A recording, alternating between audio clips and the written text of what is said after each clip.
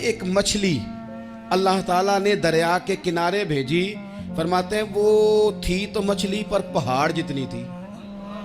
بخاری میں لفظ ہیں، حضرت جابر ابن عبداللہ رضی اللہ تعالیٰ عنہ فرماتے ہیں 300 آدمی 18 دن تک اس مچھلی کو کھاتے رہے، مچھلی ختم ہی نہیں ہوئی۔ مچھلیاں نہیں، مچھلی کہتے ہیں 18 دن 300 بندہ کھاتا رہا، مچھلی ختم ہی نہیں ہوئی۔ اور فرماتے ہیں کہ اس کی ہڈی نکال کے، کانٹا کہیں گے آپ اپنی زبان میں، کہتے ہیں وہ نکال کے نا تو اس کو کھڑا کیا نا جب، تو اونٹ کجاوے سمیت اس کے بیچ سے گزر جاتا تھا، 2 اس کے کانٹے جوڑے۔ فرماتے ہیں وہ اس کا گوشت ہم کھاتے تھے اور اس کی چربی بطور تیل کے ہم جسموں پہ ملتے تھے، بیماروں کو اس سے سکون آتا تھا، تندرستی شفا ہوتی تھی۔ فرماتے ہیں ہم کھایا بھی ہم نے اور کچھ لے کے ہم مدینے بھی گئے، اور قربان جائیں نبی پاک نے بھی اس میں سے کھایا۔ ہم نے عرض کی حضور یہ معمہ کیا ہے، یہ ماجرا کیا ہے؟ تو محبوب نے فرمایا تمہارے پاس غذا نہیں تھی، رب نے تمہارے لیے بندوبست کیا ہے، اللہ نے تمہیں دیا ہے۔ مکان شروع کر لیا، ایک صاحب نے مکان بنانے لگے، آپ وہ حساب لگا رہے ہیں، کہتے ہیں میرے پاس اتنے پیسے ہیں، اتنے میں نے فلانے دوست سے کہنا ہے اس نے دے دینے، اتنے فلانے رشتہ دار سے کہنا ہے اس نے دے دینے، اتنے فلانے سے کہنا ہے اس نے دے دینے۔ یہ ساری کاپی بنا کے مکان شروع کر لیا۔ جو روز کہتا تھا نا کوئی حکم ہو جاتے 10 ہی، سب سے پہلے اس کو کہا میاں پیسے چاہیے دن، وہ کہندا ہو کل ہی منڈا ٹوریا ہے، کہتے تو پرسوں 10 داتے لب جانے سن۔ میں آپ کو اپنے تجربے کی بات بتا رہا ہوں۔ جن لوگوں کا خیال ہوتا ہے نا کہ آپ سٹارٹ کریں فلانا کام، ہم آپ کے ساتھ ہیں، اللہ کا ہی کوئی نظام ہے، وہ بالکل بھی نہیں ساتھ ہوتے۔ لیکن ایسا نہیں ہے کہ کوئی ساتھ نہیں ہوتا، اللہ تعالیٰ بڑے اسباب پیدا کرتا ہے، وہاں سے دیتا ہے جہاں سے گمان بھی۔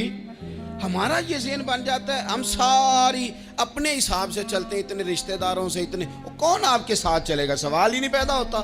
یہ سارے کام چھوڑ کے سب سے پہلے 2 رکعتیں پڑھو، اپنے رب کی بارگاہ میں، رسول کائنات کی بارگاہ میں گزارشات اور استغاثے پیش کرو، وہاں سے خیر طلب کرو۔ دنیا دار کیا دیں گے، کیا دے سکتے ہیں، کیا حیثیت ہوتی ہے کسی، اللہ کہتا ہے وہاں سے دوں گا۔ تو جو اللہ مال دے وہ لینا چاہیے کہ رشتہ داروں کا مال دیکھنا چاہیے؟ جو اللہ دے وہ لینا چاہیے کہ سیٹھوں نوابوں کی جیبیں دیکھنی چاہیے؟ جو اللہ دے وہ قبول کرنا چاہیے یا دیکھنا چاہیے کون سا آدمی کہاں پہنچ گیا؟ چھوڑو، اپنی مٹی پہ چلنے کا سلیقہ سیکھو۔ کسی کے سنگ مرمر پہ چلو گے تو پھسل جاؤ گے، پھسل جا۔ اس پر ایک اور بات عرض کر دوں، صحیح بخاری سے، مسلم سے ایک اور بات۔ کچھ چیزیں ایسی ہیں جن سے اللہ کی مدد آتی ہے، مدد ملتی ہے۔ ایک چیز ان میں سے ایسی ہے جس سے بہت مدد نازل ہوتی ہے، وہ ہے کہ جب رب آپ کو دے نا تو پھر آپ بھی اس کے رستے میں دیں، پھر مدد آتی ہے، پھر اور آتا ہے۔ بخاری مسلم میں حدیث ہے، یہ زیادہ ہی توجہ طلب امر ہے، اس پر آپ غور کریں گے۔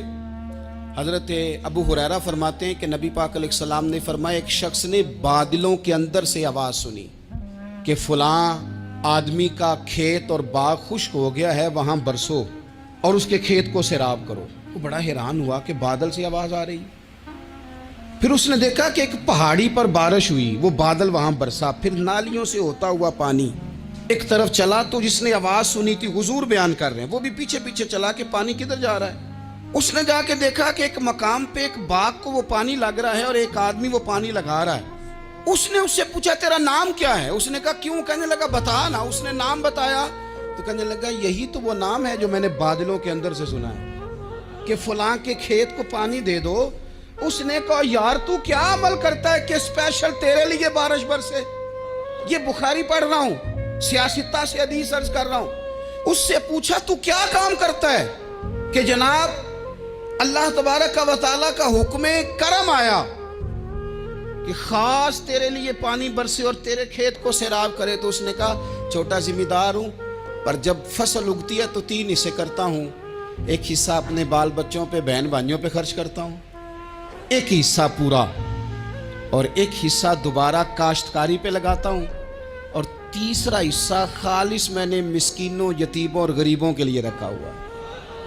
وہ جو تیسرا حصہ، اللہ کرے آپ سمجھے، وہ رب کے بندوں پہ تیسرا حصہ خرچ کرتا ہے نا، تو کریم مالک نے فرمایا جہاں سے غریب کا حصہ جاتا ہے وہ کھیت خشک نہیں رہنا چاہیے، وہ جہاں سے مسکین روٹی کھاتے ہیں وہ خشک نہ رہے، جہاں سے یتیموں کو کچھ آتا ہے کہیں اس کی فصل رہ نہ جائے۔